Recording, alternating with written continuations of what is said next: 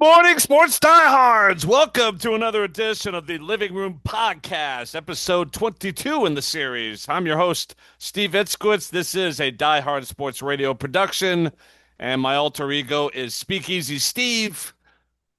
The NBA playoffs rage on.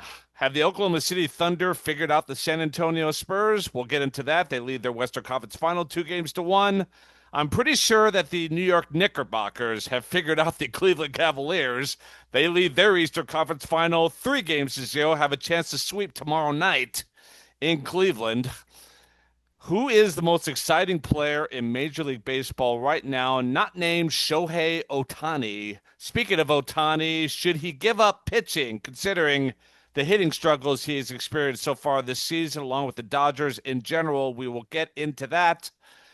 And on a more somber note, two-time Winston Cup racing champion and current Truck Series driver Kyle Busch dies unexpectedly and suddenly due to a severe case of pneumonia leading to a case of sepsis that ultimately did him in. We will memorialize Kyle Busch during this show, and we'll get into our usual segments, the Man Crush and Knucklehead of the Week, and so on and so forth. But before we get into the NBA playoffs, among other things, allow me to introduce our panel. He is Mr. Florida Sports. If there was a pageant for Florida Sports, he would be the winner each and every single year with the banner that says Mr. Florida Sports, by way of Baltimore, Maryland, originally from Jacksonville, Florida, a delusional Jacksonville Jaguars fan. Marvelous Marvin Harris back with us. Marvin, good morning. How are you? Oh, good morning. Good morning. Always a great day when I can get up and talk sports with some other wise gentlemen. So I'm super excited for today. Super excited to have you. And speaking of super excited, this man is super excited about his Knickerbockers, among other things, as well he should be. Thank God for the Knicks, because right now the Yankees aren't looking so great. And that's another topic we'll get into is Garrett Cole is back, but the Yankees continue to struggle. But that's neither here nor there. We're going to expound on the Knicks. And he's got questions for Marvin and I, who are not the fans of the Knicks, although we're probably rooting for the Knicks just for symbolic purposes. Welcome back to the show, the Batman himself, Mr. Jack Angelo. Jack, good morning. How are you? Marv and Steve, good morning, gentlemen. Why you got to bring me down talking about the Yankees on a morning like this? It's already raining here in the New York City metro area. It's been raining all weekend, and you got to bring me down talking Yankees. Yeah, I Got mean, to keep things fair and yeah, balanced here. and you guys, I'm sure, have a calendar at somewhere in your work or at your home. It's been 26, now 27 years. Knicks fans aren't used to nice things. Well, In fact, we used to be in the laughing stock of the damn league. Not a bad team, the worst team. So, really? pardon me for not knowing exactly how to More so feel than the about this. Wizards or the Kings or teams like that? Well, Maybe in I big mean, it's markets. Maybe in big we markets, they've been a bit of a laughing it stock, but overall, I don't know about you that. know you know so not quite sure how to feel this morning. Hmm. But always a pleasure to be with you, gents.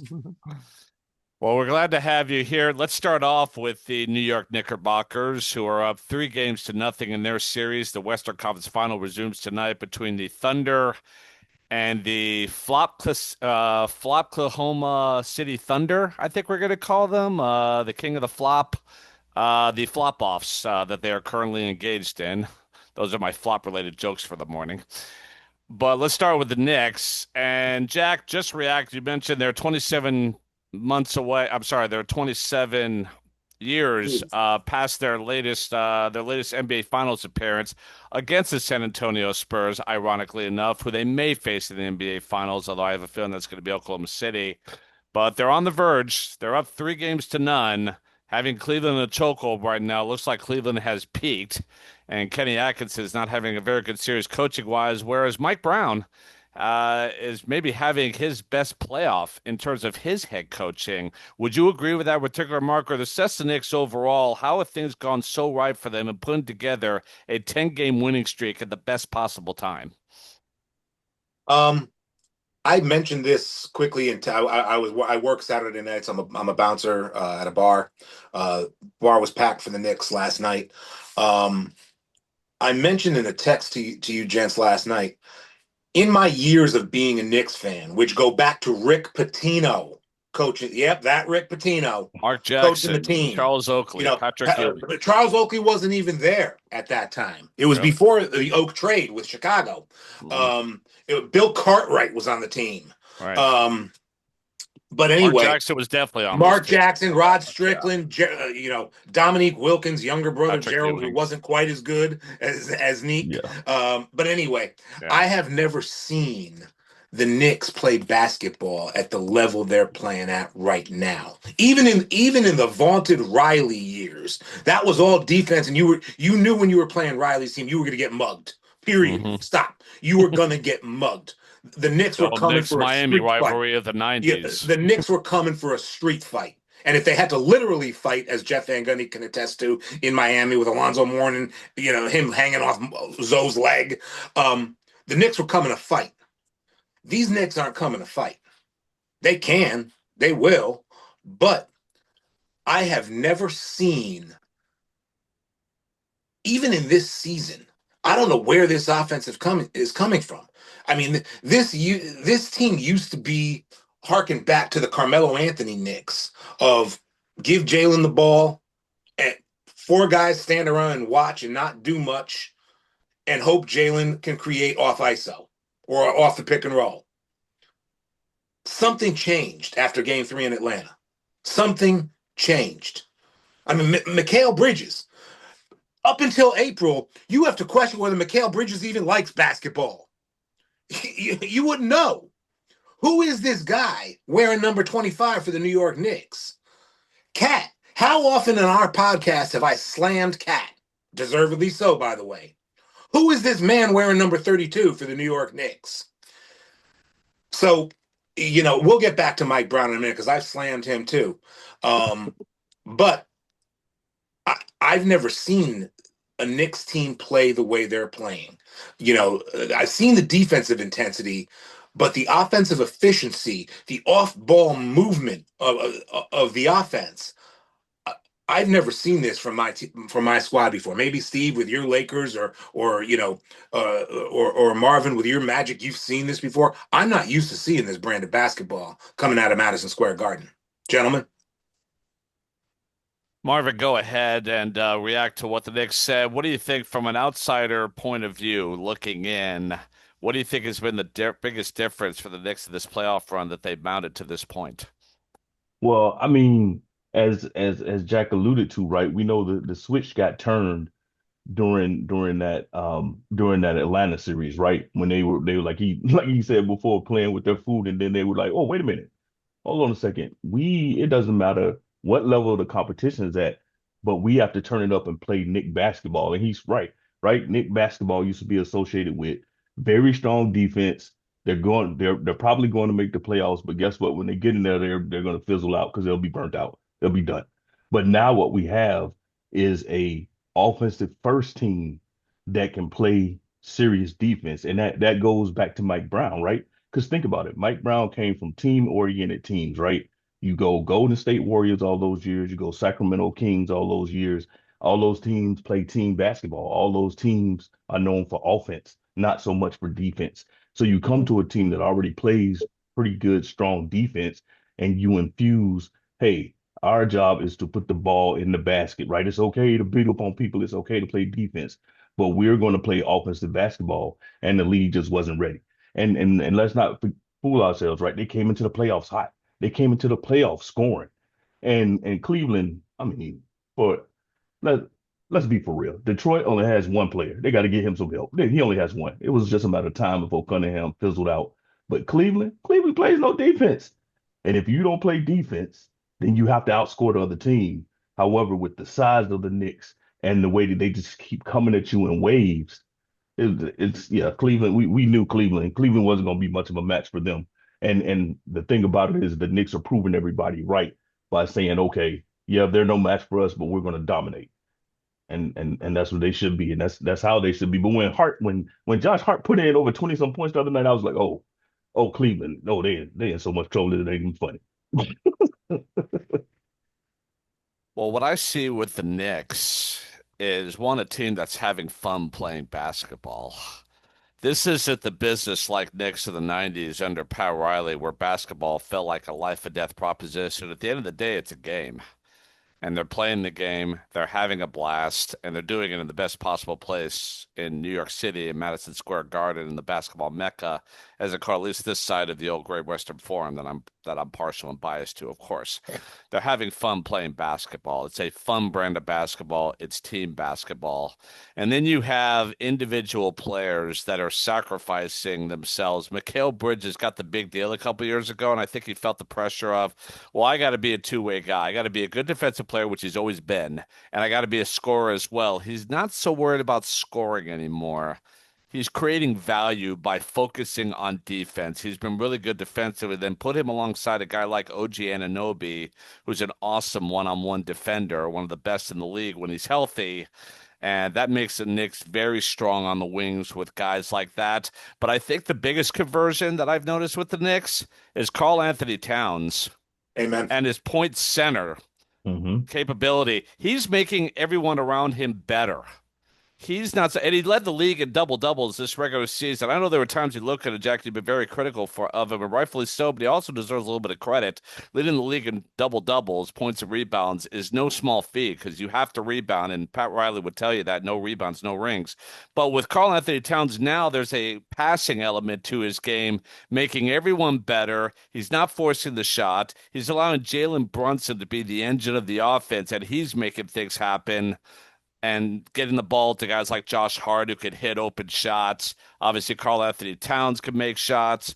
OG Anunoby can make shots. You're getting Mitchell Robinson involved. The low block, he's doing his thing. Mind you, you might not want to see him at the free throw line very often, but other than that, he's had a great playoff. You have guys settling into roles, sacrificing for the team. Mikal Bridges focus on defense, along with Anunoby, and Karl Anthony Towns being more of a facilitator, making guys around him better, and then everything comes together around the ability of Jalen Brunson to make big shots, to take the game over, to take the Knicks across the finish line with a whole lot of help.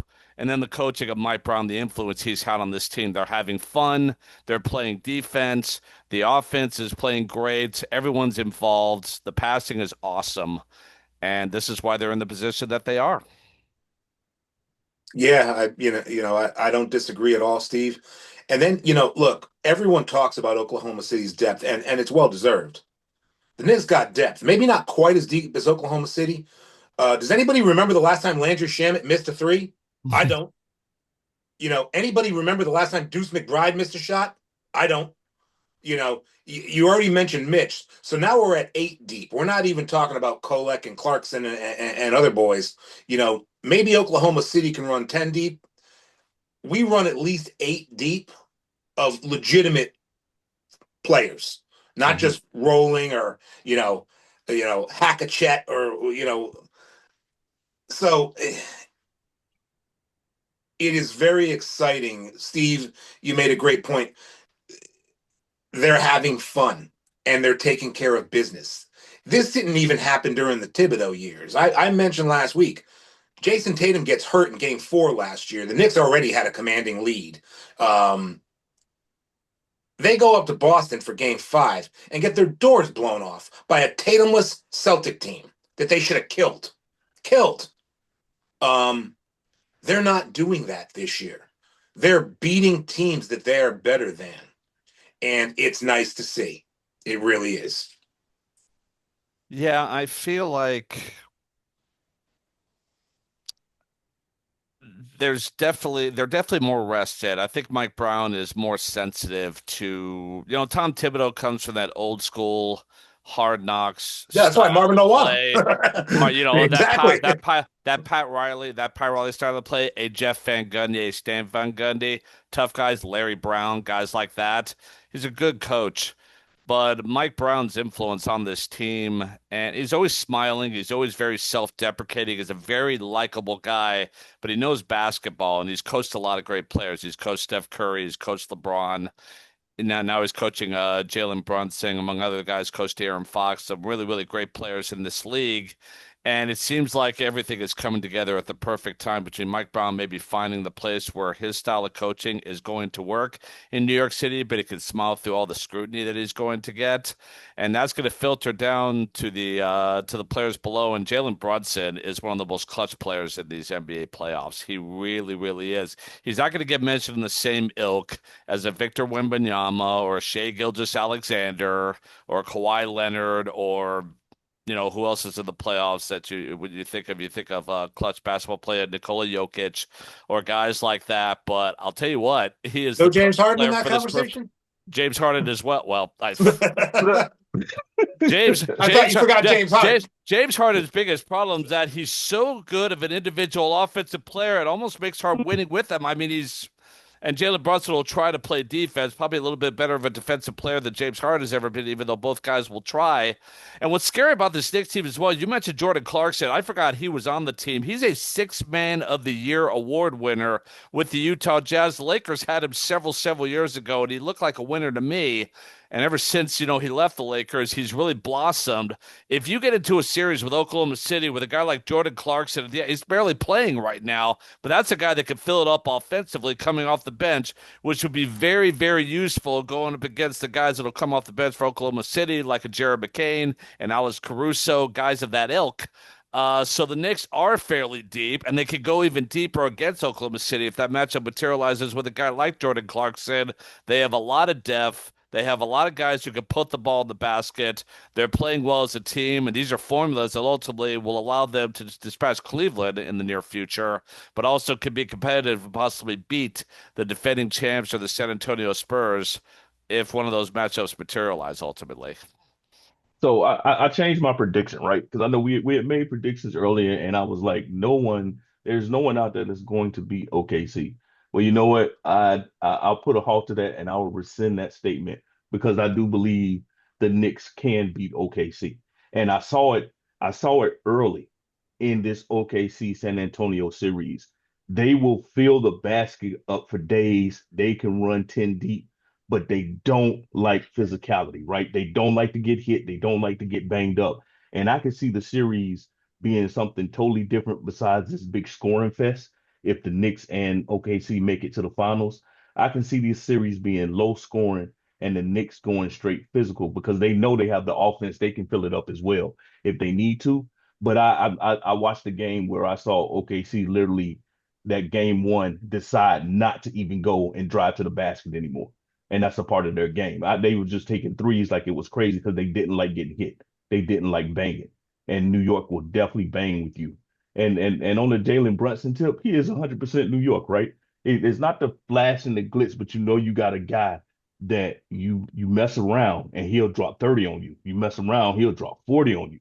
You mess around, he will take over the game. So Mm-hmm. he's just a rugged, hard-nosed, undersized basketball player, which is 100% New York. So I understand why they made him the central of their offense. I understand and I see why they gave him the contract that they gave him. He deserves. Marvin, let me ask you a question. Steve brought up Mike Brown earlier. Mhm. And as well as I do, I've been very critical of Mike Brown. The New York media, shockingly, has been critical of Mike Brown. What did we miss with Mike Brown as a head coach? What did we all, as Knicks fans, miss with this man? Because this man clearly knows what he's doing. What did we all miss as basketball fans in New York about Mike Brown? Because we all kind of looked at him as a consolation prize because we couldn't get Jay Kidd, who's now looking for a job, ironically. What did we miss about Mike Brown? You all forgot to go back and look at the lineage and look at where he came from. Greg Popovich disciple. That's the type of offense, that's the type of defense, that's the mindset that he brings to a team when he comes. And I mean, Pop is no joke, one of the greatest No. coaches of all time. And that's the tree he came from. Yep. Okay. Steve, you have anything to add on that? What did we miss about Mike Brown? I think that's a great Because I point. missed it. I'll be the first to admit. I think that's a great point coming from the Greg Popovich coaching tree for starters. That's a pretty good place to start your career. Also, lately, and a former Knick, Steve Kerr. working under the tutelage of him who came for the Phil Jackson coaching tree. When you think about Mike Brown, you have two major influences there. Greg Popovich's tree and to a degree, Phil Jackson, Steve Kerr. Coming from that particular coaching tree. Those are two major influences. Where I think Mike Brown might get criticized is that I mentioned before, he's very self deprecating. He smiles, he kind of laughs at himself. And you have a New York media that takes everything a little bit too seriously, if you ask me. And, I've Yep. seen the New York media in action. So have you. Mike Brown is a guy that has a sense of humor about himself, but he can coach. We shouldn't confuse likability, self-deprecation, having a sense of humor with yourself, with not having the ability to play basketball. You think about a guy like Josh Hart. He's the perfect extension of Mike Brown. Josh Hart is a great player, a hard-nosed player, one of the Nova Knicks, but he's got a sense of humor. He keeps everybody loose. And Karl Anthony Towns is kind of like that as well. I remember, at Kentucky when your boy Charles Calipari was doing an interview and Karl Anthony Towns kind of came in behind him and made a face, was having a little bit of fun with Calipari being interviewed after an NCAA tournament game. This is a Knicks team that has a sense of humor about itself. They don't take themselves too seriously, but they take themselves seriously enough. And with Mike Brown, he's kind of the same kind of guy, a great coaching lineage, but I think he gets judged by his facial expressions, by his mannerisms, and things of that nature. People think he's a loaf, but he really, really isn't. He's very down to earth. He's very self-deprecating. He knows the game of basketball. He's been influenced by two of the best coaches we've ever seen in terms of Greg Popovich, who is a winner. Steve Kerr is a winner who learned from a winner in Phil Jackson, a former Knick. I might add. So between the lineage, the self-deprecating humor, how down to earth he is, how relatable he is, how much basketball knowledge he clearly has, I think a lot of people need to appreciate more the type of person that he is, how relatable he is, how likable he is, how self-deprecating he is. It filters right down to the Knicks, and this what creates ultimately having fun playing basketball, which is really what it's all about. I agree on all points. Let me ask this. You guys have both played sports, and granted, not to this level, in your lives. Confidence is a strange thing. Am I being crazy? Forget the X's and O's and the matchups between San Antonio or okay. Well, I think we can all agree that whether it's Monday or whether it's Wednesday, the funeral for the Cavaliers season is coming. It's coming. Whether they want to knuckle I would down imagine and so. win one for their fans and How many Taylor people? Swift and all that crap. How many people were Who's talking a Knicks about it? Well, fan? they fell that 0-2 You to know, Detroit. They came back on that. I said, okay, fine. If you say the Detroit Knicks or the Detroit Knicks, the Detroit Pistons are just like the Knicks, I hate when the media plays that game. Like, well, they came out like, with all due respect, if you're in the media and you're covering sports, you better goddamn know what you're talking about. This Knicks Uh, team is way better than that Detroit but team, and I hate when part of my friends, but I hate when they play that game. But anyways, go ahead. I didn't mean to interrupt you. confidence is a weird thing. And again, not getting into the X's and O's yet because there's no reason to get into that yet until we know what the matchup will be. And I don't think the finals start until June 3rd. The Knicks might be on another 8-day vacation, starting Monday, but anywho, is it ridiculous to believe that this Knicks team can win a chip just because they haven't lost in a month and they believe they're the best damn team on the court every single night? Is that crazy to believe? And they're not only beating teams, they're beating the dog crap out of teams. Um, they were down by 22 points with 8 minutes to go in the first, and they ripped Cleveland's heart out in game one. And I think the series ended right there, quite frankly. But Marvin, is it crazy to believe that the Knicks, no matter who they face, may win this thing because it's just their year and they believe that they're better than whomever has a different uniform on than them on that given night?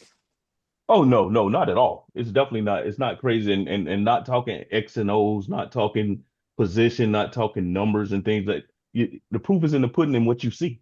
You literally can see it. You can see them exuding the confidence, right? And that's because everybody's skilled on that level. Everybody's skilled, right? So it's not about that. It's about having that confidence and that mindset that we can do this. Going into this series, going into the series with Detroit, I had no doubt in my mind they were going to pull that one out. Going to this series, I had no doubt in my mind that they could beat Cleveland. Do I think they can win a championship after what I've seen, just watching them play? Yes. Yes. Yes. I believe that. Yep. Steve, what about you? You're only Yeah. 5 wins away from winning the title. I mean, to say it's crazy for them to believe they can win a title, it'd be crazy. That the only crazy thing is to say that they can win a title when you're 5 wins away. They have 11 wins in these playoffs. That's Yeah. that's that's what we call a playoff run, a deep playoff run. And they're about to go as deep as it gets, getting into the NBA Finals in the next game or two, we figure. Things could change in game four. You can't write off game four as an automatic for the Knicks. You have to have that killer instinct. But that's the thing, though. And here's the reason why the Knicks can win a championship. Killer instinct. They have it.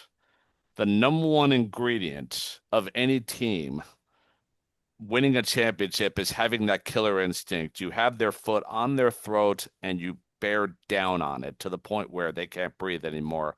Figuratively speaking, of course, I don't mean that literally. They have that killer instinct. And as long as they keep that killer instinct, they can absolutely win a championship and may just do so because that killer instinct will not let you give up. It will cause you to be relentless. You'll want it more ultimately. And it's a combination of those things that ultimately allow you to hoist a trophy at the end of this whole thing. Oh yeah, and I think and I think Mike Brown was able to pull off the best coaching team this season without having to say a word. After that Atlanta game and CJ McCollum goes off, you walk in the locker room, you don't have to say a word. You have to say anything. They learn right then and there. You have to put a team away. He didn't have to open his mouth. Mm-hmm. And now, hey, like he doesn't have to say anything. Play Nick No, he basketball. doesn't. And Play sometimes Nick your players basketball. say something. I harken back to the Lakers, with teams with Derek Fisher and Kobe Bryant and the two renditions of those teams, the Shaquille O'Neal teams, the Pau Gasol teams. It's the 2000 NBA Finals. It's Lakers, Indiana. Lakers are up 3 games to 1 after winning an overtime game in game four, thanks to the heroics of Kobe Bryant. And game five, the Pacers win by 30 points. Send the Lakers back to game six. They wrap it up there, but there was a little bit of tension. Like, oh, maybe Indiana's going to pull this off here. They blow the Lakers out of game five. We all know about recency bias that, okay, they got all the momentum now. They have momentum. They killed the Lakers. Don't know if the Lakers are going to do it. We've seen the choke before and blah, blah, blah. They put it away. And then you fast forward to 2009, the NBA Finals versus the Orlando Magic. And it's game four. The Lakers trail by 12 at halftime. I'm watching the game at a bar, and I'm not nervous whatsoever. I said, I think they're going to win this game. They're going to figure it out.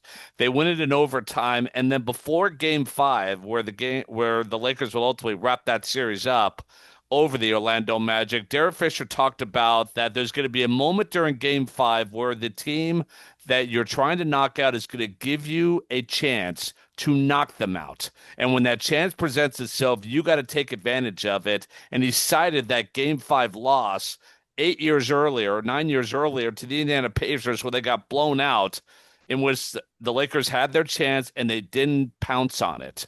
But the Lakers did so. Derek Fisher learned from that in game number five against Orlando. When Orlando in the second quarter gave the Lakers a chance to make a run, they did it. And they knocked them out, ultimately winning that game by 13, 99-86 to wrap up the title that season. The Knicks already understand that notion that when you have a team on the edge, you have to push them over, and you have to do so as soon as possible, and do so in dominating fashion. And given how dominant the Knicks have been in this particular series since the comeback in Game One, where Cleveland might have lost this series ultimately, I don't think they're going to let up, and it's going to be incumbent upon Cleveland to come up with their best effort of the year, maybe the best game they've ever played as a franchise, just to try to beat the Knicks in game four because the Knicks are going to bring it. We've given Mike Brown kudos, and he deserves them. And I've been tough on Mike Brown, and I got to eat crow. I've always considered Kenny Atkinson. Let's look at Cleveland for a minute. Sure. Forget the big picture of coming all the way back. Let's look at Cleveland to win game four. I've always considered Kenny Atkinson a good basketball coach. Back when he built the Nets, before they had their big three, Harden and Kyrie and Durant. He built that. Jared Allen was there. Mm-hmm. is this a Kenny Atkinson thing with Cleveland? Is there something he can do better? Is there something he's not doing? Forget the timeouts in game one. He stepped on that. We all know that. Forget 9 straight buckets. He should have called a timeout after 2 and said, let's put a stop to this right now. Is there something that Kenny Atkinson can do from an X's and O's standpoint to get a different result for the Cavs? I think, in game 3, Evan Mobley had a big first half and then barely got any touches in the second half. And Evan Mobley does not initiate the offense. He's a big.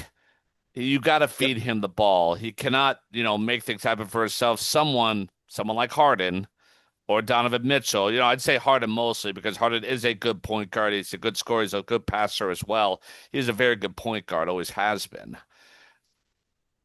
But you have to continue to feed the hot guy until the defense adjusts, and then you try to find someone else who may be hot once the defense make the adjustment. But I think Cleveland beat themselves in the second half by not continuing to get the ball to Mosley.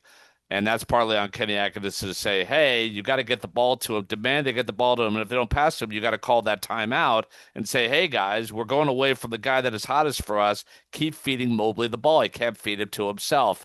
So that's on Kenny Atkinson, and to a degree, James Harden, who should recognize that as the point guard. But I think, Kenny, for what it's worth, I think Cleveland has actually had a better season than anyone expected. I mean, who expected them to get this far? You look at Boston, you look at Detroit. They were the teams that survived to go to the NBA Finals out of the East. Boston flames out in the first round. Detroit flames out in the second round. We know what they need to do this offseason. Cleveland has gone much further, so everyone's jumping on Kenny Atkinson, but what no one's pointing out is that who expected Cleveland to get this far?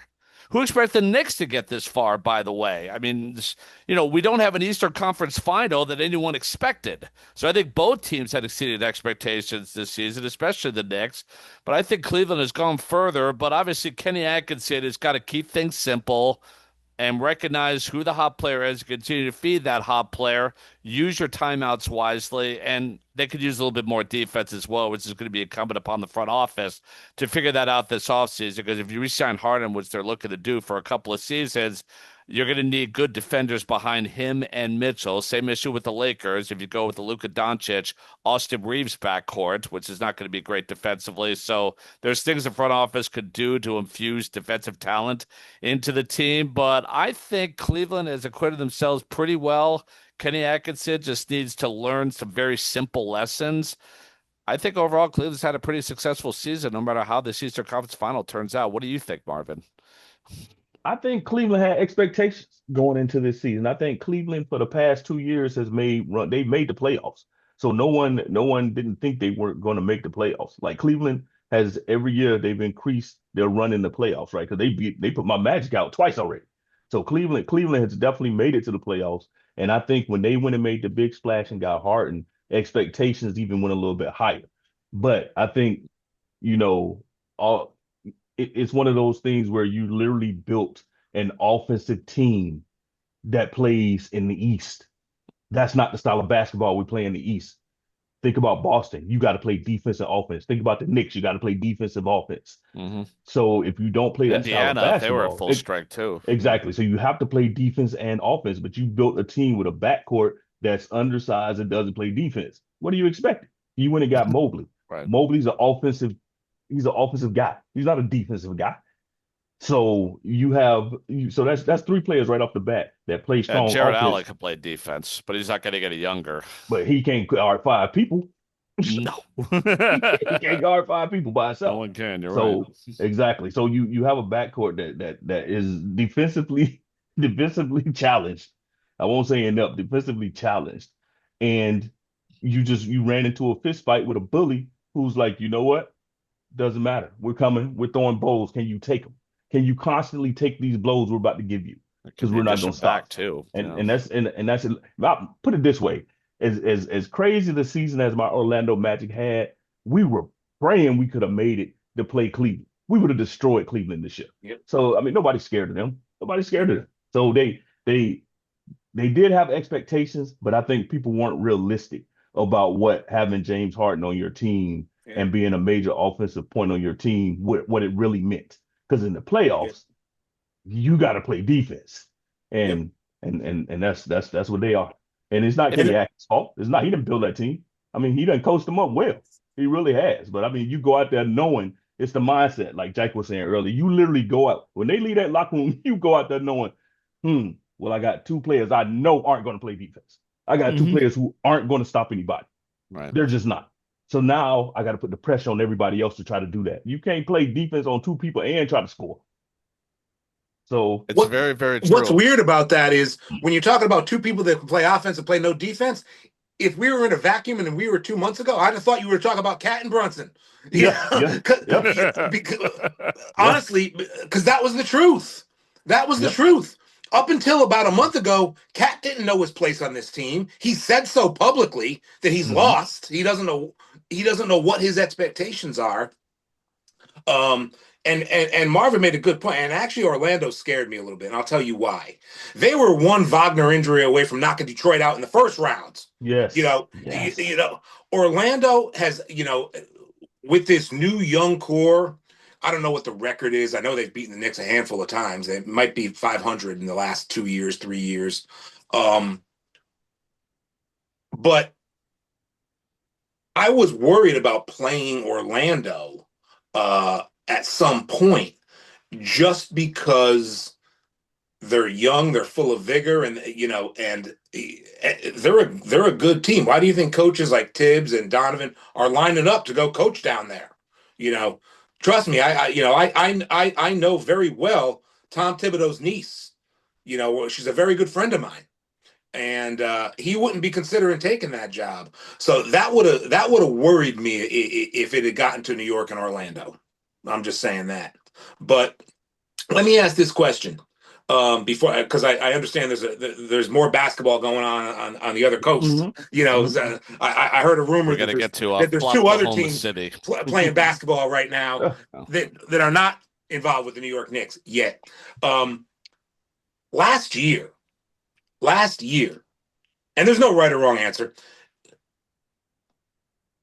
The Indiana Pacers were one Tyrese Halliburton injury away from slaying this Thunder drag. I thought the Thunder were going to take them in 4 games, maybe 5. It went 7, and Indiana lost their best player. Is it crazy to believe for me? And tell me if I'm wrong. This Knicks team's a hell of a lot better than that Pacer team was last year. A Yeah. hell of a lot better. Am I wrong? No, no, because they are multifaceted, right? Like if one player went down, they actually have the firepower in their lineup to overcompensate for that, right? They really do. I mean, it may take more than one player to make up for the scoring for Brunson, but they could do it. And then you have guys on their team who have sacrificed their offensive ability to be able to play on this team, right? So like, yeah, I have no doubt in my mind Mikal Bridges could go off for 30. There's no doubt in my mind that he could do that. You know what I mean? And so you definitely you have players on their bench who could be starting players in this league, and we've seen that. So no, I think they have the depth and they have the offensive firepower to do that. But at that time, last year Indiana was a very good, very solid team, but Halliburton, everything went through one player. And if one thing has been proven so far in this year's playoffs, everything can't go through one player because you remove that one player or you allow them to get their points and stop everybody else, and you can beat them. You have to be multifaceted. Yeah. And Indiana did to New York last year what New York did to Cleveland in game 1. Yeah, Same yeah, venue. The yep, Knicks had a huge lead, and the roof came down on them yes. in game 1. Steve? Marvin, I'm going to push back on you just a little bit, and here's why.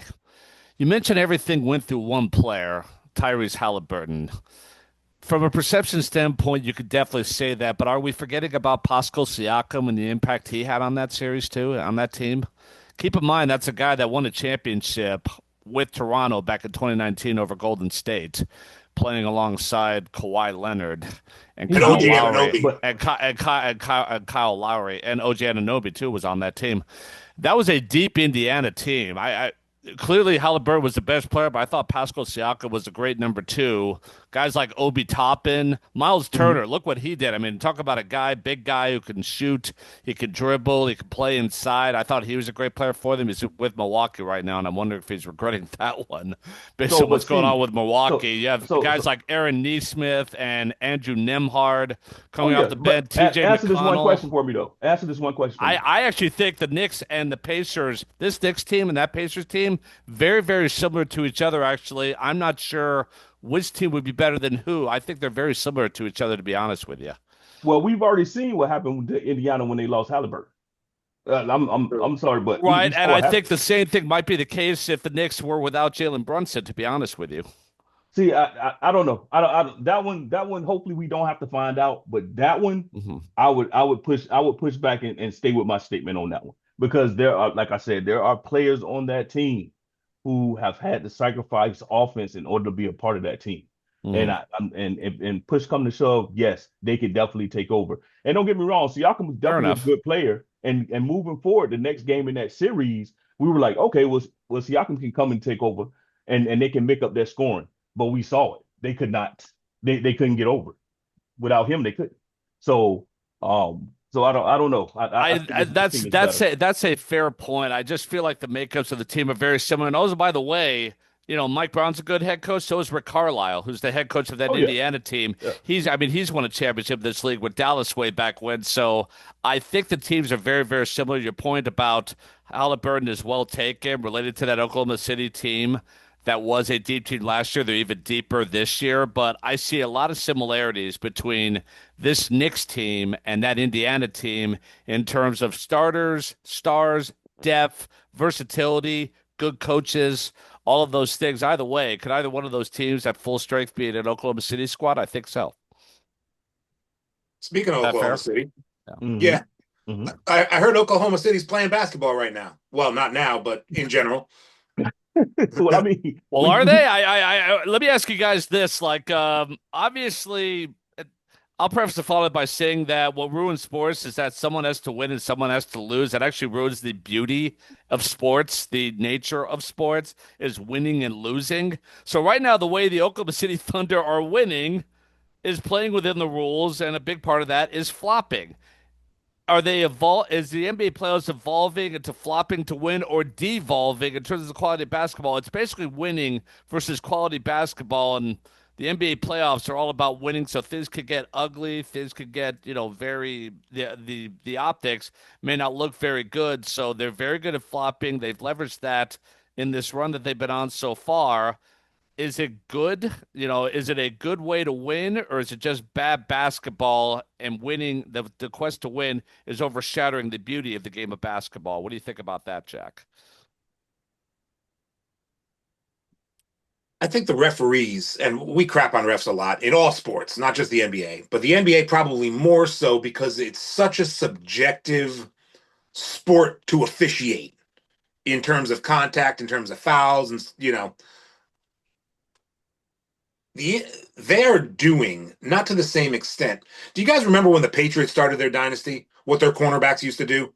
Their cornerbacks used to mug people, oh yeah, Troy mug Brown, oh yeah. people yeah, yeah. to the No, point no, Troy where the Brown yeah, was league had to Troy, change yeah, the damn rules. yeah. yes, yes. Like you Their said, entire Steve, secondary, yeah. Oklahoma City's playing within the rules that are presently constructed. Whether you Right. like it or not, they're Mhm. not doing anything that's illegal.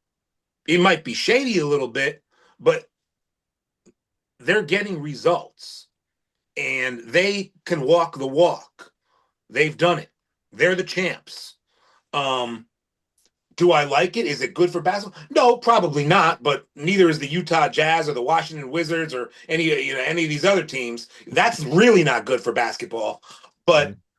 it's a tough.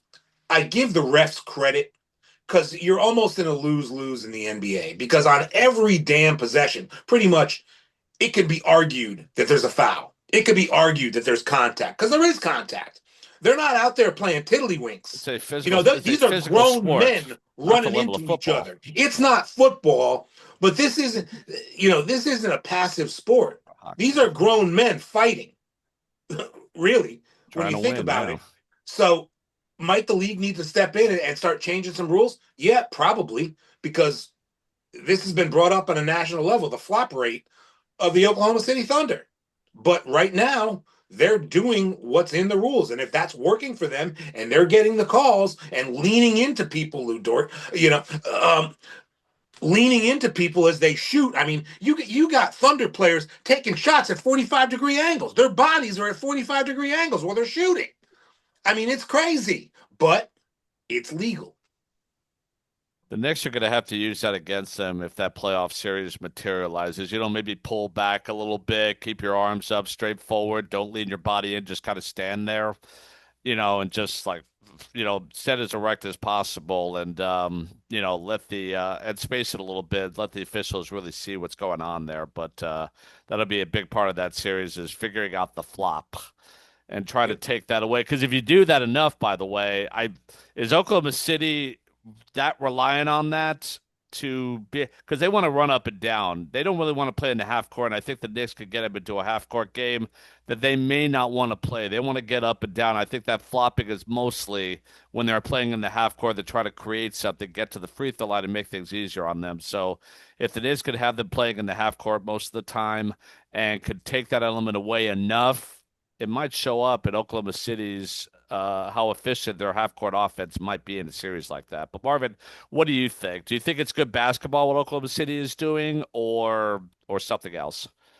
I think we can't say this is the LeBron James era and not accept everything that comes with that. Because I mean, come on now. You talk That's a about fair the guy point. every time he run down the court, somebody touch him, he Yep. crying. Even if he scores, he's crying. So that's the era of basketball that we're in. So you can't Yep. have it, You're can't right. have it both ways, right? But I think with this series, the Oklahoma City showed up for this series to run a track meet. That's what they showed up for. Mm-hmm. But when they got into game 1, they found out San Antonio showed up for a wrestling match. And unfortunately, those two things aren't they don't go together. So what happened? We saw they stopped driving in the lane, they stopped wanting contact, all of those good things, right? Now the series has changed to they have San Antonio playing their game, which is a track meet. But now that we're playing a track meet, every time you touch me, or every time I go to shoot or something like that, referee's gonna call it. They're gonna call it because now they're saying, oh, wait a minute, they're not trying to play basketball, they trying to play football. So that's what they have. Unfortunately for them, you run into New York and that's a whole different ball game, right? But think about this. The other day, um, even in the other day, I think it was the first game back in San Antonio, OKC had I think they had like 10 fouls already in like the first quarter because they can't they grab they can't stand in front of you and guard you like that. That's not how they play.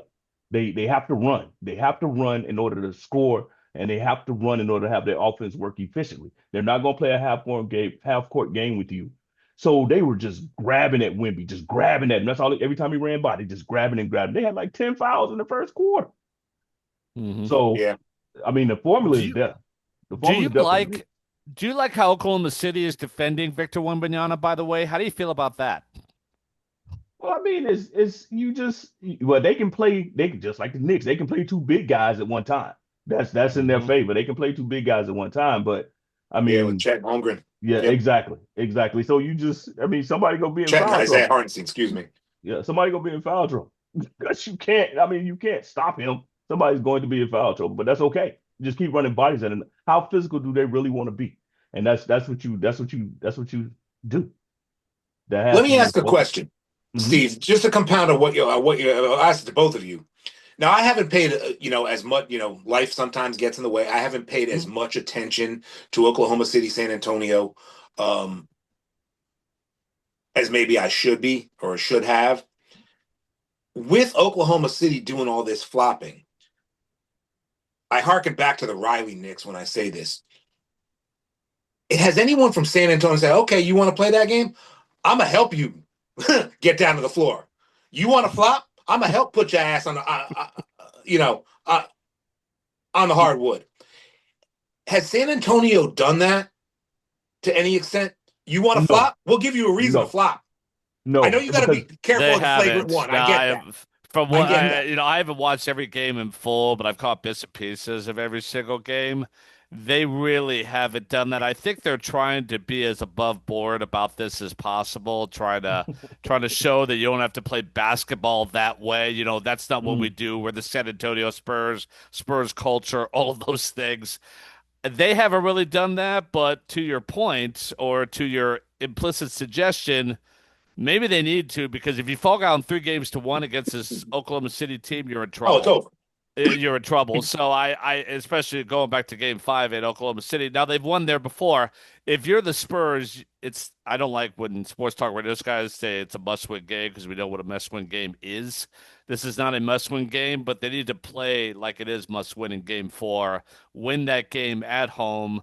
You know you can win in Oklahoma City because you did that in Game 1 in overtime, by the way. Double And then overtime. maybe employ that and take advantage of that at home, by the way. Test the official a little bit. Find out how much you get away with, because the idea is that see what the officials are going to call you, adjust accordingly after that, but see what you could do at home with home court advantage, win the game, and send a message to Oklahoma City at the same time, and go into Game 5 a little bit of momentum, knowing that you can win you can win in Oklahoma City because you've already done so already in this series, along within the regular season. What do you think, Uh, Marvin? I think neither one of these teams, if I had to sit down and you said, you know what, give me an enforcer from each team, I can't name one from either one of those teams. There's no enforcer. San Antonio has built their team around a international player, a center. They don't play physical internationally. That's not how they play. No.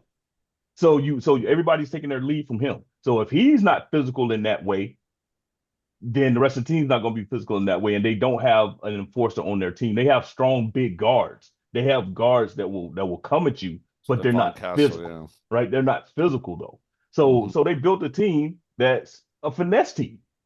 It's a finesse team that they have one of the tallest, most skilled players in the NBA. So everything funnels through him. So and that's how they built that team. So they don't have any enforcers on their team. Yeah, that's an interesting point. Well, and wouldn't it surprise either one of you, no matter who comes out of this series, that in Mhm. the next series, speaking of enforcers, would it surprise either one of you if Josh Hart and somebody else are in the mix face to face, Oh, not jawing at at each all. other? Oh Because yeah, but Josh see, Hart is that guy. Josh Hart will exactly, get you want to go to the exactly. gutter. Josh Hart will go to the gutter with you. Yeah. You know, Yeah, so my point exactly, right? If you said Knicks, first name pop in your head. If I say give me an enforcer from the team, Hart pops in your head. Give me an enforcer from San Antonio. Give me, you know what? Because this is where this series became interesting to me.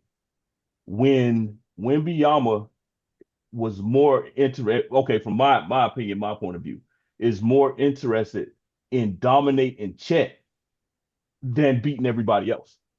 Mhm. And the media played up to that, right? Because they were like, "Oh, remember when this championship when they were both younger and they played each other and Chet's team came out on top." And ever since then, Wembanyama has taken it personal whenever he gets a chance to play him. Is it more important to dominate and put up more points and beat Chet than it is to beat OKC?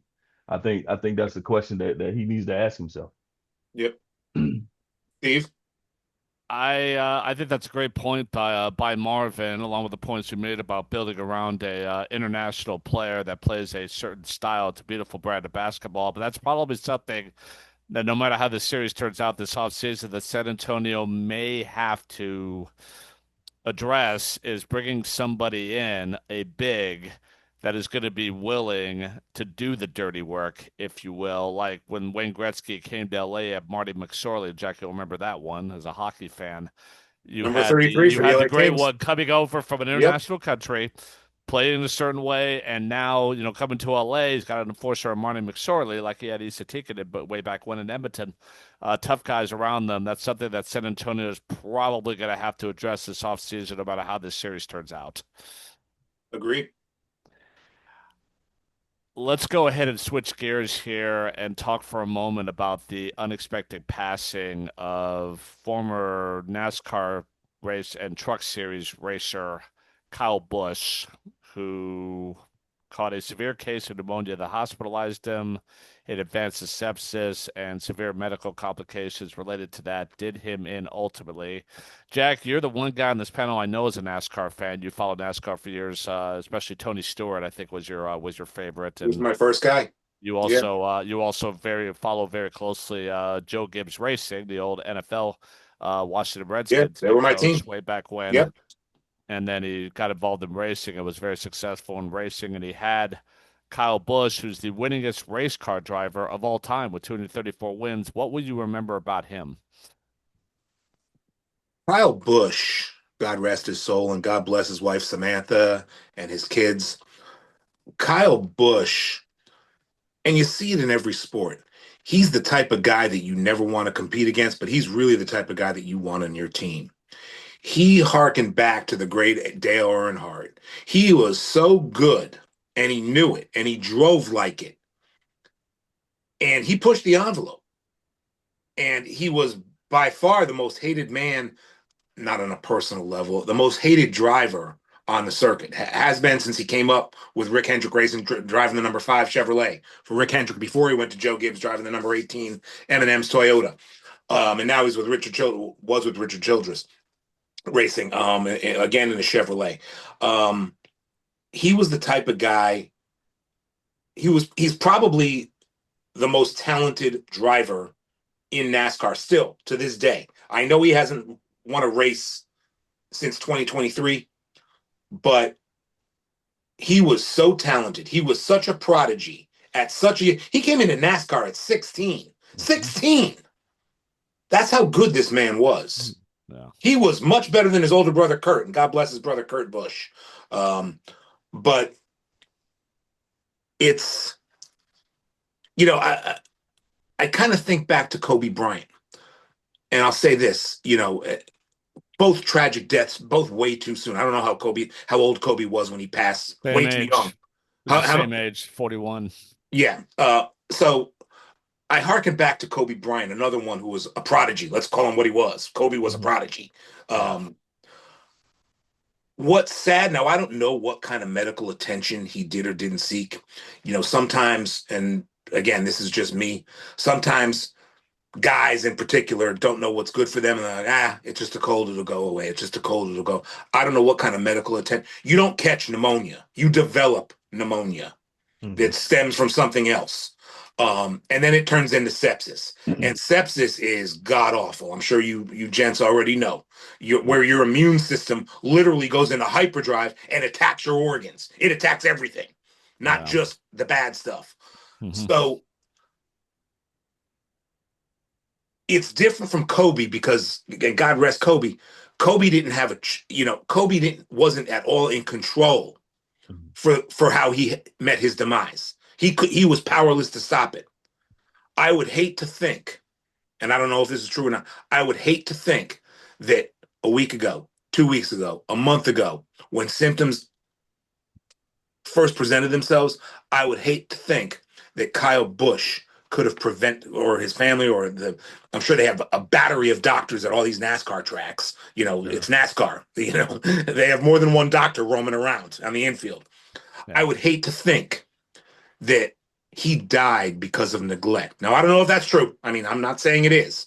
I would hate to think that he was partly in control of his own demise and didn't act quick enough until he was unconscious in a simulator, throwing up blood in a bathroom in Concord, North Carolina. I would hate to think that the racing world lost such a treasure in such a preventable fashion. Marvin, what about you? Well, Daytona 500, Daytona Beach is 45 minutes away from Jacksonville. So car racing is definitely a part of my childhood growing up, right? And I will be the first to admit it. I had the brown M&M jacket. I had the yellow M&M jacket. You knew who Kyle Busch was when he came on the racing scene. And like I say, Daytona 500 is a big thing, especially in Florida, right? So the one thing that I remember most about Kyle Busch was he was very dominant. He won a lot, but he never won Daytona 500. Like that was the one thing that always stuck in Nope. my head. Like he never won the Daytona 500, but every time he went into that race, he went in as a favorite. Um, but yeah, definitely a tragic loss. Definitely gone way too soon, and was one of those very dominant, very good race car drivers that you know from the Dale Earnhardts and all of them, like you knew who Kyle Busch was, and he always, I mean, he walked the walk, right? And for that, I mean, he was a great racer. He really was. Yeah, I've seen a couple of races. I saw the Pepsi 400 when I lived in Tampa, Florida, back in 2002 over the summer when I was living down there, and yeah, Kyle Busch and several, Dale Earnhardt Jr. and I'm trying to remember Tony Stewart. I'm trying to remember some of the other names. And Kyle Busch struck me as a very aggressive driver. Definitely the Dale Earnhardt mold that when he set his mind to it and was going to go for it, he was going to go for it. And with a reckless abandonment, he was that type of a driver and very, very versatile. No matter whether he's in a NASCAR car or a truck or the truck series or the Xfinity series or NASCAR, two NASCAR Cup victories, formerly the Wisdom Cup before they changed it to the NASCAR Cup for PR purposes, and then transitions over to the Xfinity and Truck Series. He could do it in any type of vehicle, on any type of track, against any level of competition. The winningest racer of all time with 234 victories across the top three NASCAR National Series. He did a lot in 41 years, a lot more in 41 years than some people will do with twice that amount of time. And he will forever be remembered in racing circles as one of the best of all time. Rest in peace. And God bless his family. May they find peace and condolences, along with the memories that they will have of the greatness of Kyle Busch as both a racer and as a person. He wasn't well liked on the track in terms of his aggressive style, but he's very well liked and aggressive off of the track. So he led it all around life and can be admired on many different levels. So You God remember bless the his family and rest in peace, Kyle Busch.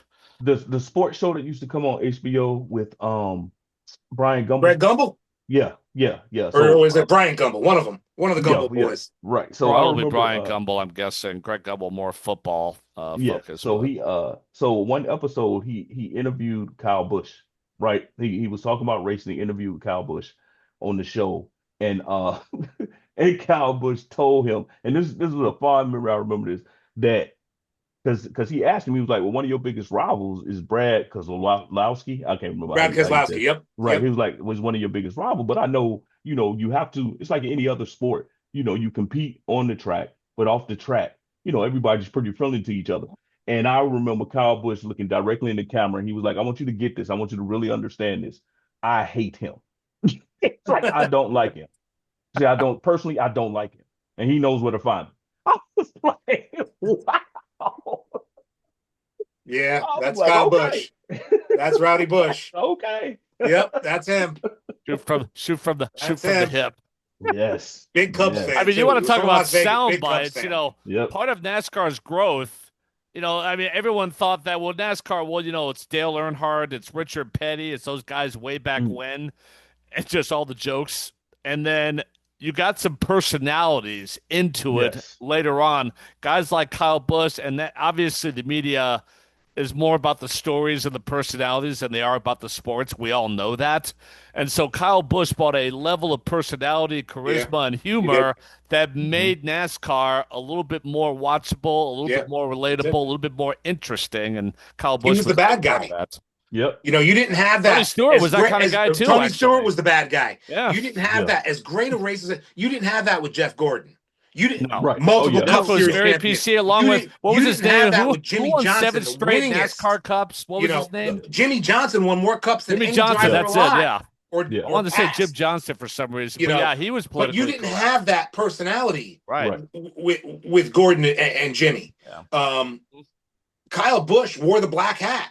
Yes. He was the bad guy, Yeah. and he relished it. Sure. And he's the winningest racer ever. 234 wins across three major Across NASCAR the series. top I mean, series. Yeah. what more Yep. can Yeah. you say? Yep. Yep. Rest in But peace, Kyle Busch.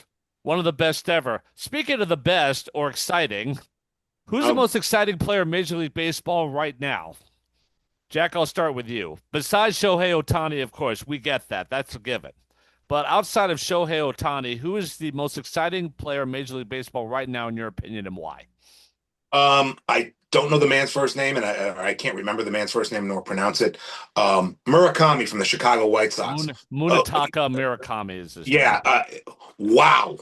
You know, we don't. It's unfair to put him on Shohei's level. Shohei's been doing it year after year after year. So Well, that's why I let's had not. to But have a qualifier for you guys are that. baseball fans. Have you seen some of the moon shots this man is hitting? He's not just hitting them out of the park. He is destroying baseballs. Yes. I mean, Yes. wow. Mhm. I think the league really messed up by not the Yankees by not taking a closer look at this kid. This kid, I think Chicago's in first place. I mean, they're only like 3 games over, but still, Yeah. this has been a doormat for the last 5 years. The Chicago White Sox are almost appointment television now because of this man at the plate. This guy's ridiculous. Yeah. Marvin, what about you? Aside from Shohei Ohtani, of course, who's the most exciting player? Who comes on and you stop everything that you're doing just to watch him do what he does? Oh yeah. I mean, Jack just hit it. He hit it right on the head. It's Muntaka Murakami. That's him. He Yeah. is him. And I mean, they got this guy for 2 years, $34 million. Man, that's ridiculous. A Like bargain. he is like that. Like he really is Yeah. like that. And the big knock on him coming in was, well, he strikes out a lot. He can hit. Not so sure he can field, right? Right. The dude can play. The dude can play third base. The dude can play. Yep. Again. So yeah, he is the most. Yeah, I mean, right now he is the man, and he makes the White Sox must see TV. You talk about a team that lost. They lost the most games and they tied with a team from 1900. The amount of games they've lost, and now they are a team to watch. They are a team to watch. Yeah. Yeah, he's special. For me, I'm going to go a little bit off the board here, although a similar player. I'll preface the following by saying that do you guys remember Rob Deere of the old Detroit Oh yeah. Tigers? Hmm. Oh Mr. yeah. Feast or Famine, Yes. either a home run or a strikeout. Well, this player is a modern day Rob Deere in that if he hits the ball, he's going to hit the ball big, he's going to hit the ball hard, and he looks very interesting at the plate. So it's either a really big hit or a strikeout. Kyle Schwarber, the Philadelphia Phillies. Oh yeah. Yeah. Watching this guy play, I mean, the big swings. Every single swing is big. He is literally swinging for the fences every single time, which is why he has 77 strikeouts on the season. Murakami has 73.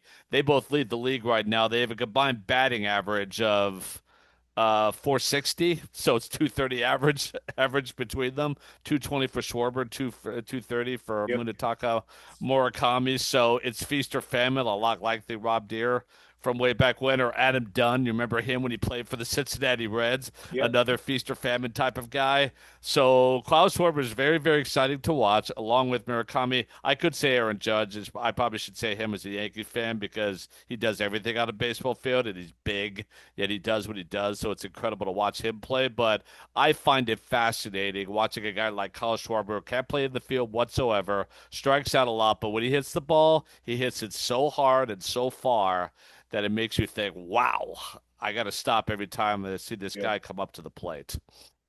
You know, we've talked a lot of Yankees on this podcast, and right now they don't really deserve to be talked about, with the exception of Cam Schlittler.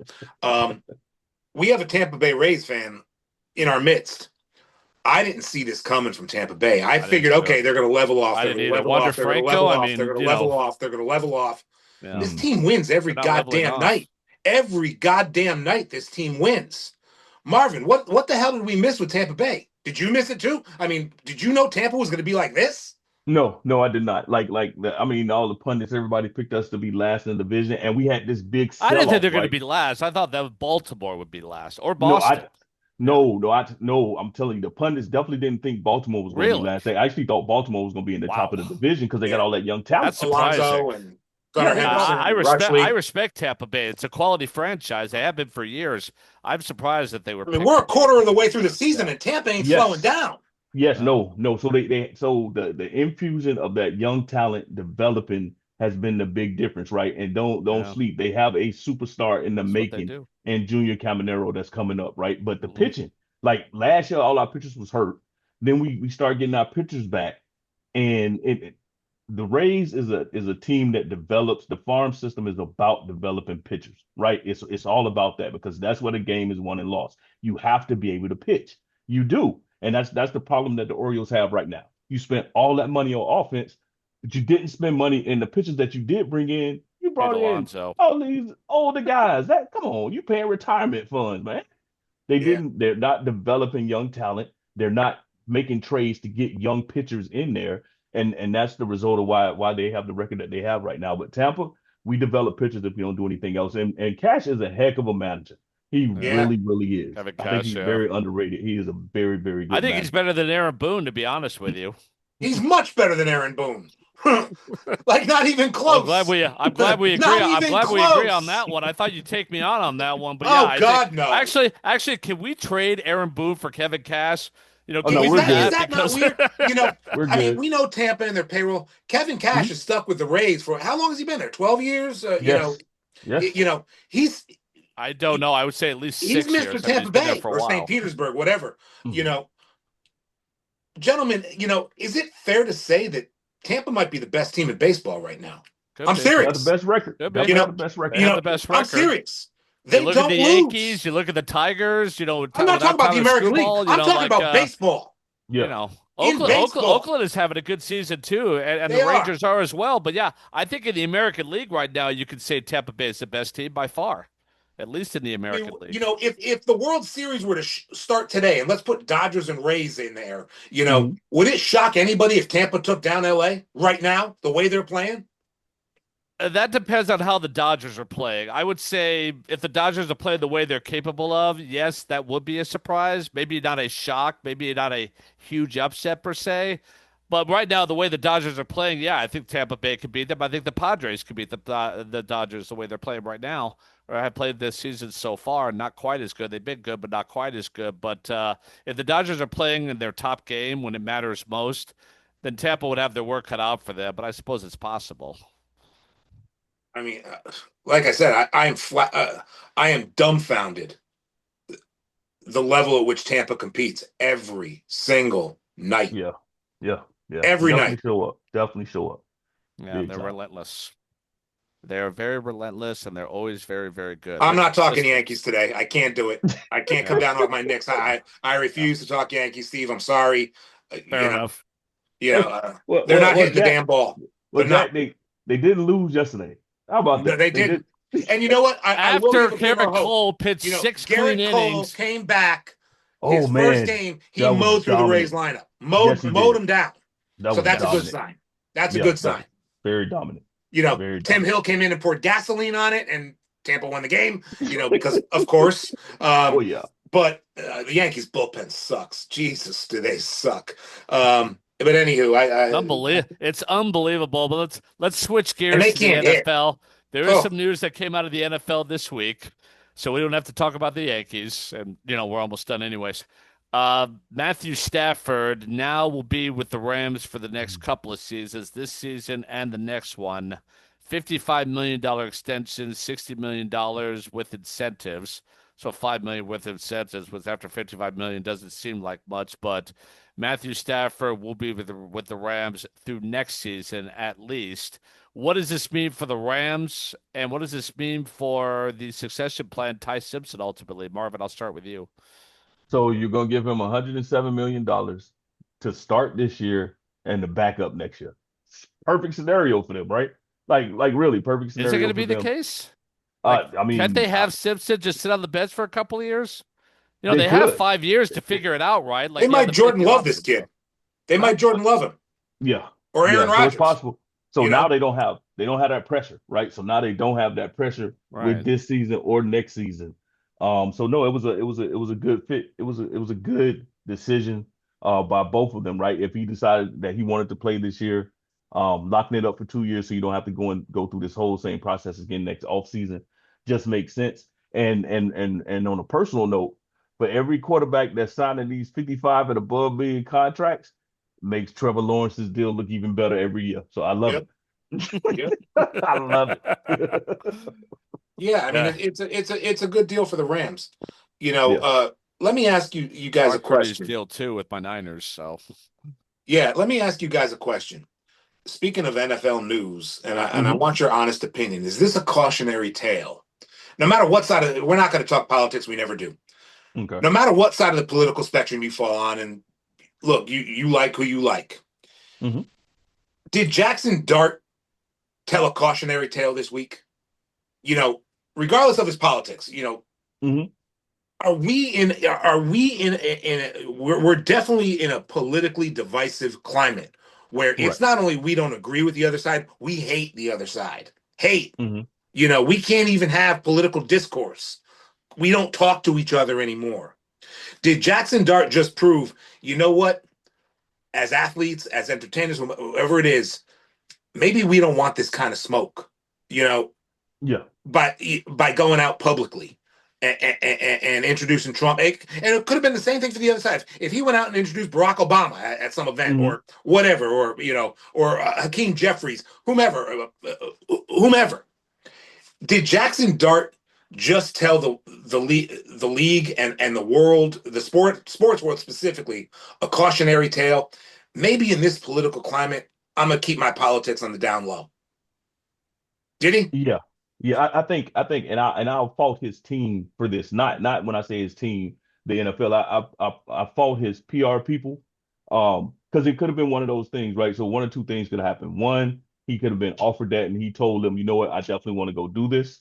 Or two, they could have been offered that and somebody in his group in his team was like, this is a good idea for you to go do this. You have, especially playing sports, you definitely, and in a market like New York, you have to be neutral, man. You have to, like, just to Yep. protect your brand, Yep. even if you believe everything from the person you're presenting and getting ready to speak, you stay neutral because believe me, in the political world, they got you and they use you for a reason. They ask you to do it for a reason. Yep. So you don't allow yourself to get used like that, man. That's all. Even if your views agree with that and align with that, you just don't allow your, especially in that market, you don't allow yourself to get used like that. But remember, we had what's the defensive lineman for San Francisco? What's his name? His Bosa. brother. Say it The again. Bosa boys are big, Right, big Well, right. Trump So guys. George Bosa, so Kittle, Nick yeah, Bosa, yeah, they're both right. very So much Trumpists. right, So I don't know about anyone else. I don't know about anyone else on the defensive line as The far as San Bosa boys Francisco's are big affiliation, but right. MAGA Bosa guys. and Kittle are unabashed in their support Yeah. of the conservative right, and I suspect Brock Purdy falls into that category as well, But being see, from and Iowa. but think So about that, right? Think about that San Francisco market, right? Think about that San Diego market. yeah, You come out that way, you in yeah. that type of I don't market, know but how it's that it's like that's going to fly. Yeah, on the liberal left, right, but I mean, but it's one far of those left. things Yeah, where it's like, okay, but then when the season kicks off, no one cares. No one talks about it anymore. They don't care. They just Yeah. want you to play, right? right. New York's not gonna let that go. That's not gonna be when the season Yeah. starts, they're gonna let that's going to be a story going all the way through training camp now. And Abdul Carter didn't help it. No, he did not. No, But Abdul he Carter, didn't. and now Yeah, look, no. he they went cleared after the air. him. Abdul Carter came out on Twitter yesterday and said, "Look, me and JD6 talk like men. We Hmm. good. Keep y'all narratives." That's literally what he said.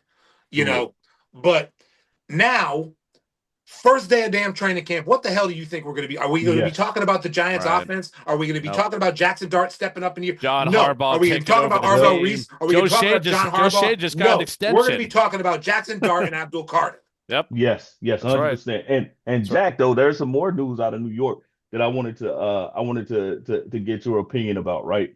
So unfortunately for the past maybe 6 years, I'll say, maybe like the past 6 years, right?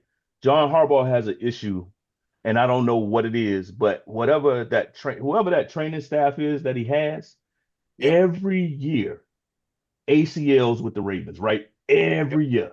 They coming before they get in the training camp, coming out of training camp, somebody done blew an ACL, somebody done messed up their Yep. MCL, and it's like a constant theme, right? And now you get to New York, everybody's hyped up, you have a great draft, you've traded for some awesome players, everybody's excited, getting ready, going into OTAs, and you traded away one of your strongest defensive tackles, and then Roy Robertson Harrison comes in, who in my Kills. opinion is a great player. Like I loved him in Very good. He Jacksonville. I started really all did. 17 last year. Yeah, loved him in Jacksonville, right?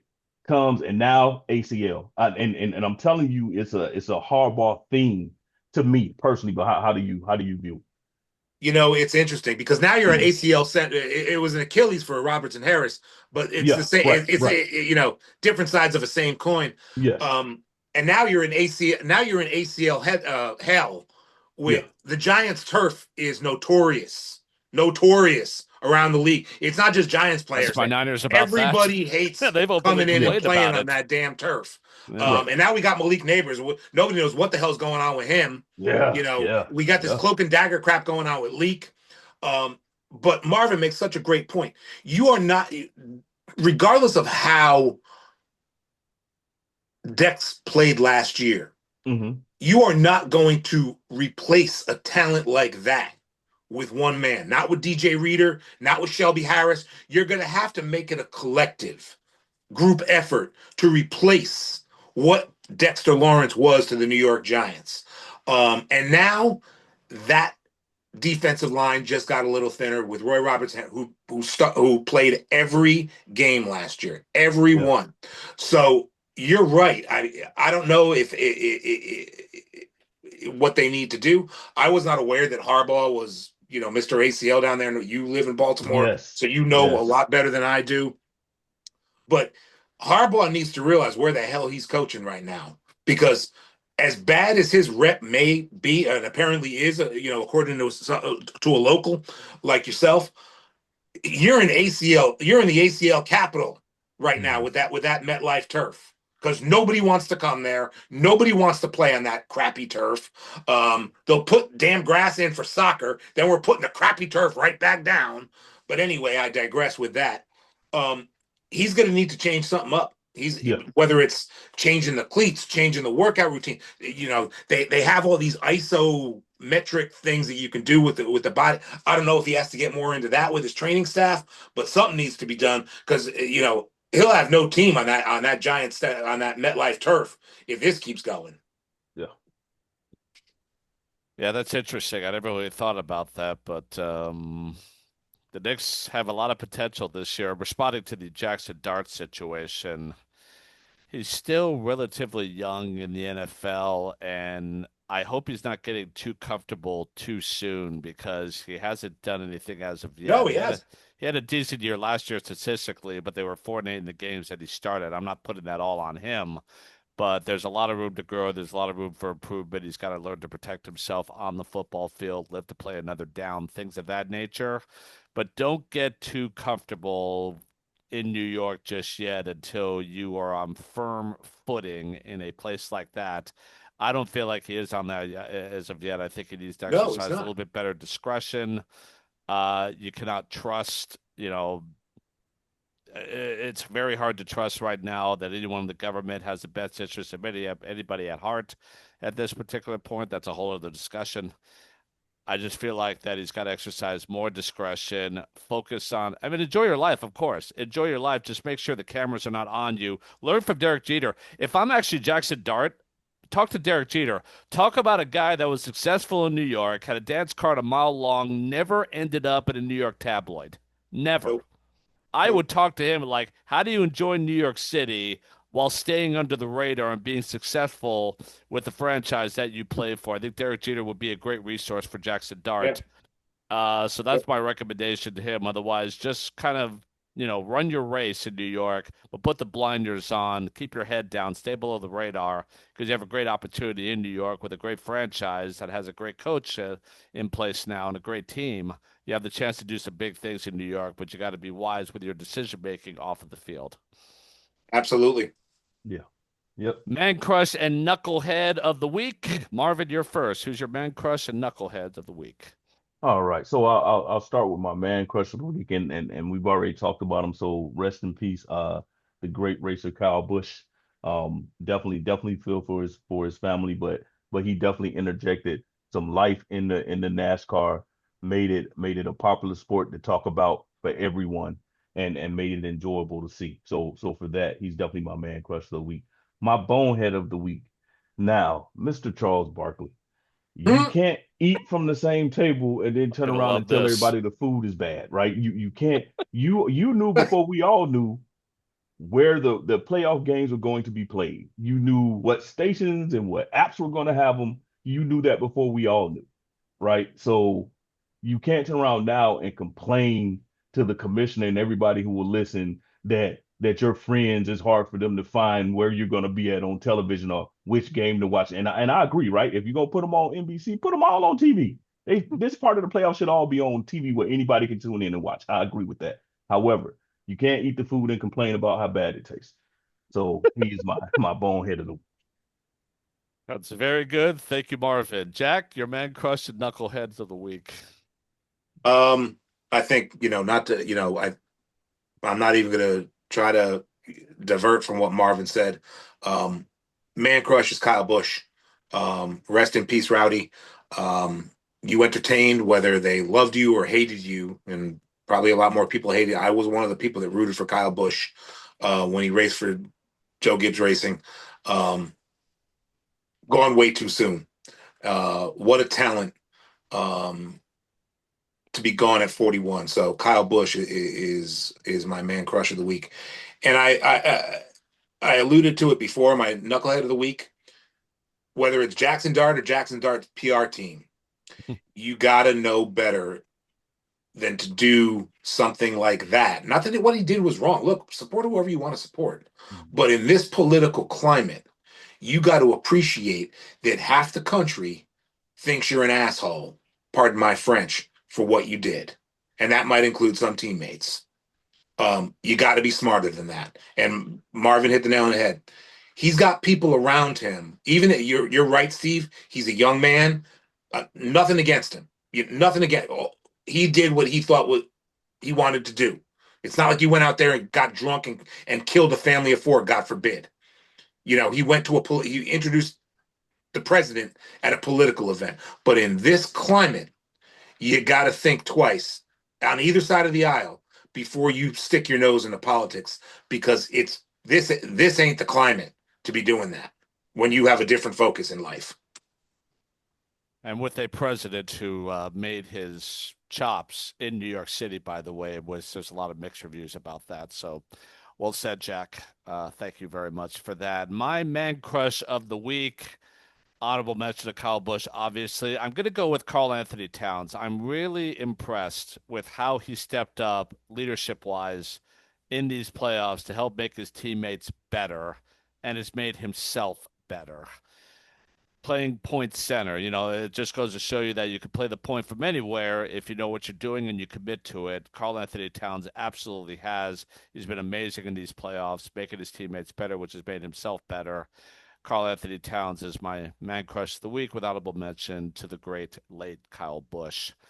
My knucklehead of the week, got to go with Kenny Atkinson of the Cleveland Cavaliers. You don't save your timeouts. You use your timeouts, particularly as your team is watching a 22-point lead in game one evaporate before your very eyes. You have to stop the momentum. You've got to make an adjustment. That's a big part of coaching in the playoffs. Kenny Atkinson, Cleveland Cavaliers head coach, my knucklehead of the week. Final comments? Marvin, you're up first. I think as we get ready to celebrate this holiday tomorrow, it's important to remember those who've given the ultimate sacrifice for our freedom, and especially recently, right? We still have military members in harm's way right now today, that are giving their lives so we all can have our freedoms and have the right to say whatever we want to say when we want to say it and do what we like to do. So with that, definitely keep them in remembrance. Remember the reason behind Memorial Day. Well said, Marvin. Thank you very much for that. Jack, final comments. We happen to have a vet on the line right now with Marvin, one of our tag team partners.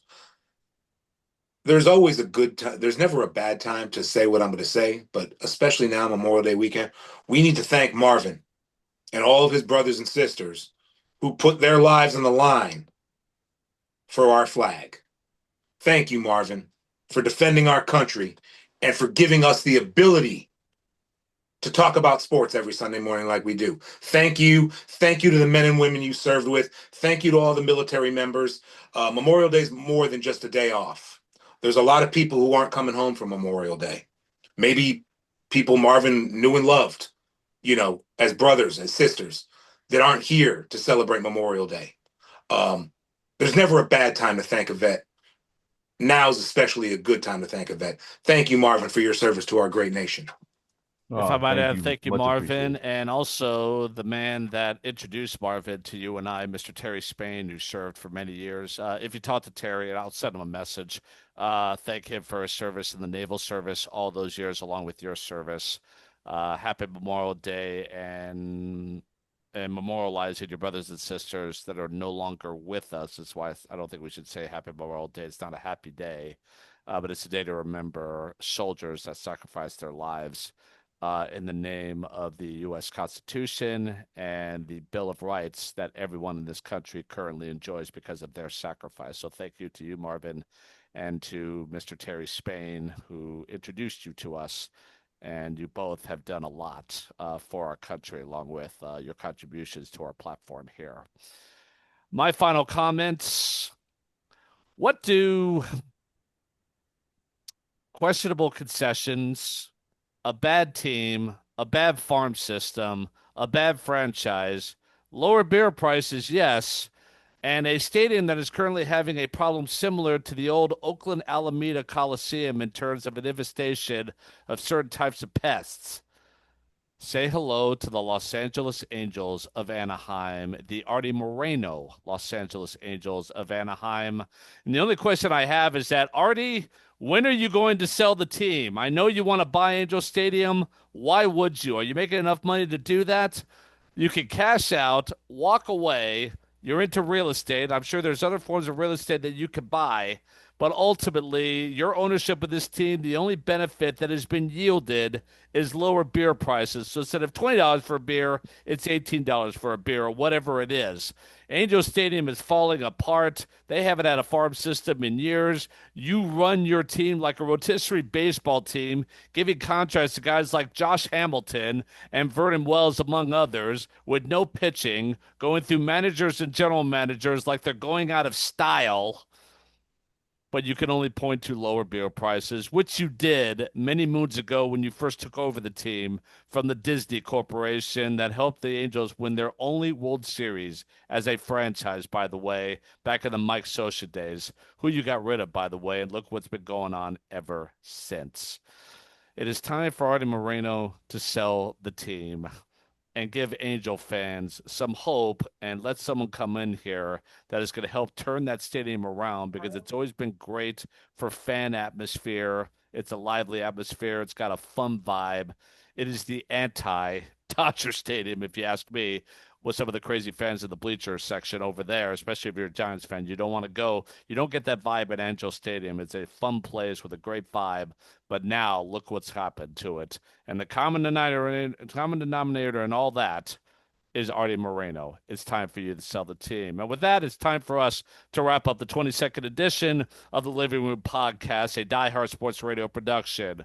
For Mr. Marvelous Marvin Harris, our delusional Jacksonville Jaguars fan, and Jack Angelo, our very excited New York Knickerbockers fan, I'm Steve Itzkowitz, a.k.a. Speakeasy Steve. And let us remind you that every sporting event is time well spent. We'll be back next week looking at the first couple of months of baseball and a report card on surprise teams in baseball as well as disappointing teams in baseball. Continue our coverage with the baseball, along with probably previewing or talking about the NBA Finals matchup, which we should determine sometime this week. Have a great day, everybody. Yankees get an F. And there's a nice little preview for on that one. See ya.